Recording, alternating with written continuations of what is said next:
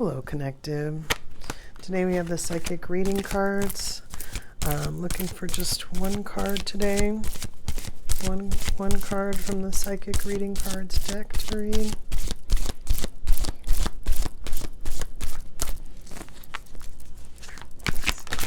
One card. Just asking for one card that we can talk about today.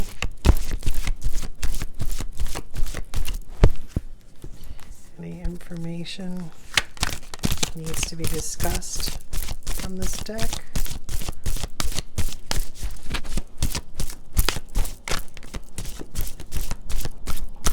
Just one card. It's like they don't want to come out, but when they do want to come out, they don't want to come out alone. Let's see. We'll see. If they come out together now, we just take the one that fell first. So we can cut down on this, which is just randomly going through the deck trying to get one to fall out. There's got to be at least one message in here that really is just louder than the others. Especially because I feel like it's been a while since I actually picked up this deck. And I feel like it's been a while since I picked up this deck and did a reading of a card by itself. Here we are, just well, you know, in this deck we have been getting cards that we've been getting before. Maybe I should spread the cards out and pick one. See, when I said that, one almost jumped with its friends. Let me see. I get one card. Alright, I guess we will. Oops. No. Okay. Well, I think every single time we've gone through every single reading, cards have fallen out.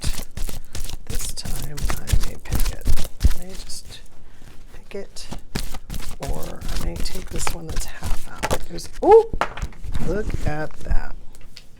What is it? Third eye. And a card we haven't gotten before. Third eye. You know, because when I do these readings, they are by themselves, I would like to read this one. So, let's see what number that is. I'm having a hard time seeing that number. Oh my gosh. Okay, hold on a second. Let me find it in this book real quick. Oh, there it is. Your spiritual gift of clairvoyance has awoken. Open your spiritual sight today. You have received this card as the universe wants you to realize you have the gift of clairvoyance and it is time to use it. At our conception, we are bestowed with all of our psychic gifts for our life here on the earthly realm. From birth to 10 years of age, our gifts remain with us. Unfortunately, as we get older, some of us are told that these unique gifts are not real, when in fact that is not true. The third eye psychic reading card is a gentle reminder that your natural born gift is still well and truly within you. This card acknowledges that now is the right time to reactivate this gift and access your spiritual psychic sight through your third eye. Your third eye chakra is located between your eyebrows and is associated with the color indigo. When functioning at its full potential, your third eye chakra will open your mind to the spiritual realms of the universe, allowing you to access information from both the physical and spiritual worlds. Your third eye is related to the psychic gift of clairvoyance. Begin to pay attention to the signs you are receiving from the universe and those you have around you in spirit. You may receive messages in the form of signs, dreams, visions, number sequences, orbs, or by seeing loved ones in spirit with your physical eyes or third eye. Seeing a loved one in spirit can be one of the most comforting things humans physically experience, and is also one of the greatest blessings you can have bestowed upon you. If you do see a loved one in spirit, remember they do not want to alarm you. They simply want to let you know they are alive and well in the spirit realm. They are letting you know they are always by your side to share their land guidance. Yeah. It's, as I was reading that, I thought it was funny that I chose to, pair these cards with the medium training deck cards when I do my when I do the single dailies, because these psychic cards really do go together. They really go with the meaning. I mean, literally talking about seeing your loved ones, in spirit. And, a couple things. First of all, before I actually talk about the third eye, I mean, yes, your loved one in spirit, seeing your loved ones in spirit is part of your, third eye. But separately from that, that nowhere in that book did it mention fear. I mean, it was kind of like saying, the blessing. And I know sometimes even with the blessing that it can be, a lot to like, just to see a loved one in spirit. You know what I mean? Like, comforting and blessings was what it said, it did use the word alarm you, but, it didn't use the word fear, which I thought was really interesting, and some people they experience the fear in that situation, as opposed to, let's say, being blessed, or what was the other term they used?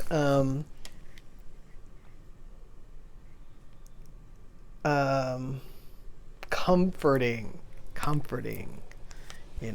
people could perceive that to be a little bit different, it's different for everybody. But also I did want to mention, when it was talking about the third eye chakra being associated with indigo, yes, it's true. Although I did find that when I was looking up, stuff about chakras and the colors, that there's a couple different scales where there'll be a couple of colors that change. And, I was really trying to come up with a sequence that I could just like remember.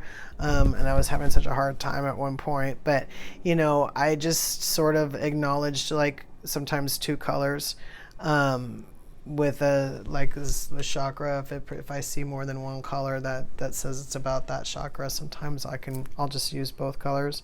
And as I play more with colors, I'll be more discerning about what color I'm using for what chakra at what time. But my point is I was going to say, don't let that confuse you. Just choose the color that you associate with for that chakra, that, whatever you read that you associate with, or if you like both, use both, and don't let yourself get worried about, that type of stuff, and like, the crystals and stuff like that too.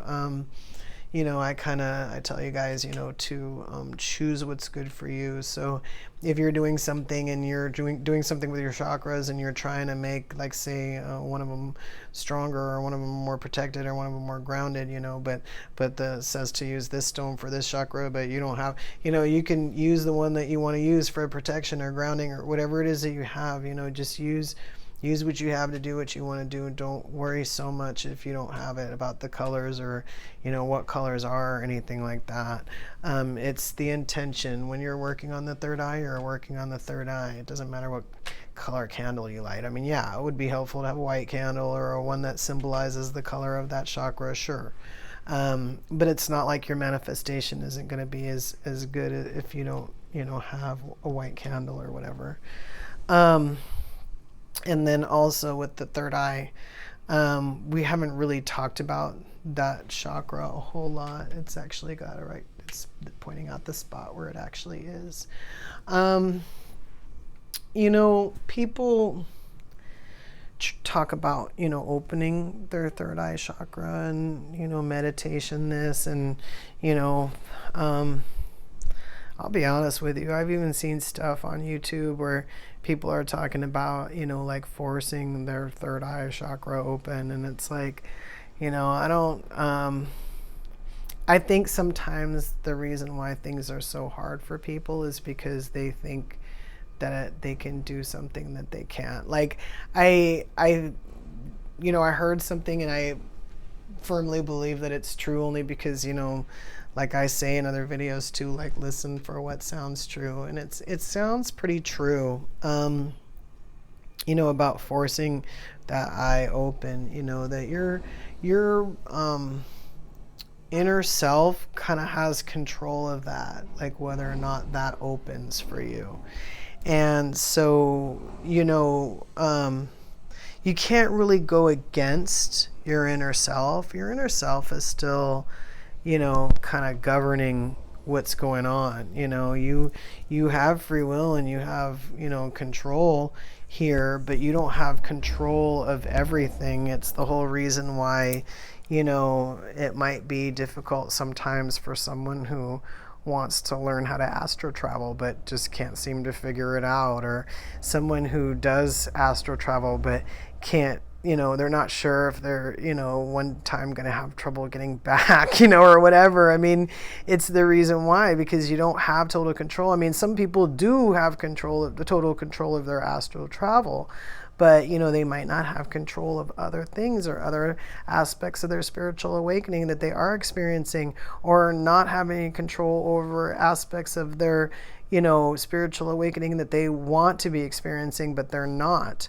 So, you know, that third eye awakening, it's kind of part of that, you know. You can't just kind of roll out of bed and decide, like, I want to open my third eye today. I mean, sure, you can decide that and you could work towards that.